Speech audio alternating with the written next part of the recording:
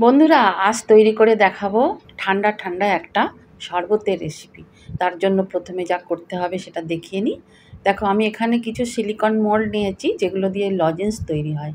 আর একটা যে শরবত বা বরফ তৈরি করব, সেই বরফ তৈরি করার জন্য যা যা লাগবে দেখো, আমি রসনা নিয়েছি ম্যাঙ্গো ফ্লেভারের, আর রু আফজা নিয়েছি রোজ ফ্লেভারের। এবার আমি এটাকে তৈরি করছি। প্রথমে দেখো, আমি এই বাটিটায় 2 চামচ চিনি নিয়েছি, কারণ এই ম্যাঙ্গো ফ্লেভারটায় চিনি দিতে হবে।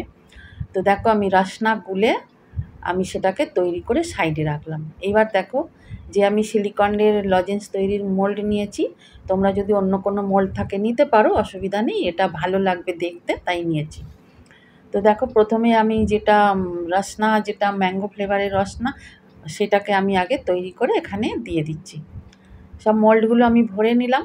এবার আমি রোজ ফ্লেভারের রু আফজা দিয়ে শিরাটা তৈরি করে নেব। দেখো, 2 চামচ দিলাম। এটা খুব মিষ্টি, তাই চিনি দিতে লাগবে না, চিনি দিলাম না। এটা একটু গাঢ় হয়, জলে গুললে মিষ্টির স্বাদটা ঠিকঠাক হয়ে যায়। এবার দেখো, এটাও আমি মোল্ডে ভরে আমি এটাকে ফ্রিজে 2-3 ঘন্টার জন্য রেখে দেবো। এটা জমে যাবে, বরফের আকারে জমে যাবে, পরে আমি কাজে লাগাবো। তৈরি হয়ে গেছে, এবার এটাকে আমি ফ্রিজারে দিয়ে দেবো। দেখো, এইভাবেই আমি তৈরি করে নিয়েছি। আচ্ছা, এবার দেখো, আঙুর নিয়েছি আমি 200 গ্রাম। আঙুর আমি ধুয়ে পরিষ্কার করে নিয়েছি, এগুলোকে আমি ছাড়িয়ে নেব। তোমরা যদি বেশি তৈরি করতে চাও বেশি করে নেবে, কম বেশি তোমাদের মন মতো করে নেবে, কোনো অসুবিধা নেই। তো আমি 200 গ্রাম পরিমাণ করে দেখাচ্ছি। তো দেখো, আমার সমস্ত ছাড়িয়ে একদম পরিষ্কার করে নিয়েছি। এবার আমি এটা একটা পাত্রে, মিক্সার জারে এটাকে একদম যেরকম জুস তৈরি হয় সেইভাবে ব্লেন্ড করে নেব। কোনো রকম ছিবড়ে থাকবে না, কিচ্ছু না, একদম জুস তৈরির মতন করে একটু সময়ে 3-4 বার ধরে ঘুরিয়ে ব্লেন্ড করে নেব। এবার এর মধ্যে আমি বিট লবণ দেব। বিট লবণ দিয়ে দিলাম 1 চামচ, পরিমাণ মতো আর কি। আর জল দিয়ে দিচ্ছি আধ গ্লাস, হাফ গ্লাস জল দিয়ে দিলাম। আমি এখানে যেহেতু 2 গ্লাস শরবত তৈরি করব, সেই বুঝে আমি মাপটা দিচ্ছি।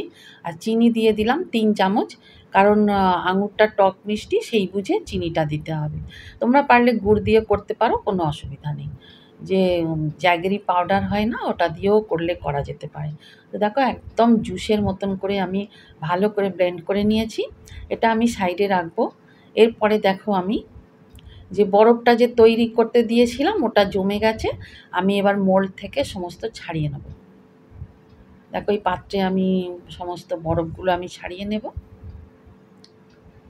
এটা হচ্ছে রোজ ফ্লেভার, যেটা আমি রু আফজা দিয়ে তৈরি করেছি, সেটাও নিচ্ছি। এর সাথে আমি